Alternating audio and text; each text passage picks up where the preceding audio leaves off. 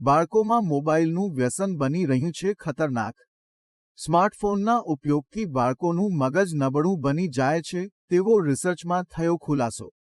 સંશોધનમાં જાણવા મળ્યું છે કે મોબાઈલ ફોનનો વધુ પડતો ઉપયોગ બાળકોના મગજ અને સાંભળવાની અને બોલવાની ક્ષમતાને અસર કરી શકે છે. મોબાઈલ ફોનમાંથી નીકળતી બ્લુ લાઇટ બાળકોના મગજના વિકાસમાં અવરોધ લાવી શકે છે. તે તેમની ઊંઘને પણ અસર કરી શકે છે, તેમની એકાગ્રતા અને શીખવાની ક્ષમતા ઘટાડે છે.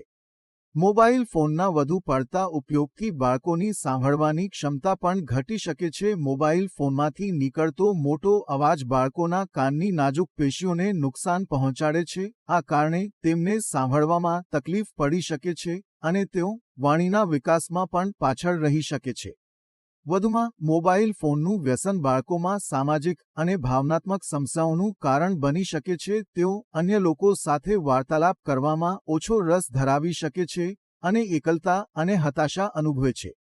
WHO રિપોર્ટ શું કહે છે? 5 વર્ષ સુધીના 99% બાળકો મોબાઈલ ફોન અને ગેજેટ્સના વ્યસની છે અને દેશના 66% માતાપિતા જાણતા નથી કે વધુ પડતો સ્ક્રીન સમય તેમના બાળકો માટે જોખમી છે. તાજેતરના અભ્યાસ મુજબ 65% પરિવારો તેમના બાળકોને ખવડાવતી વખતે ટીવી અને મોબાઈલ ફોન બતાવે છે. 12 મહિનાનું બાળક પણ દરરોજ 53 મિનિટ સ્ક્રીન જોવામાં વિતાવે છે અને 3 વર્ષની ઉંમર સુધીમાં સ્ક્રીનનો સમય વધીને 1.5 કલાક થઈ જાય છે. માતાપિતા તેમના બાળકોને મોબાઈલ ફોનની હાનિકારક અસરોથી બચાવવા માટે જરૂરી પગલાં લે તે સૌથી વધુ મહત્વનું છે. બાળકોને મોબાઈલ ફોનથી દૂર રાખીને અને તેમને સ્વસ્થ પ્રવૃત્તિઓમાં સામેલ કરીને આપણે તેમના વિકાસ અને ભવિષ્યને સુરક્ષિત કરી શકીએ છીએ.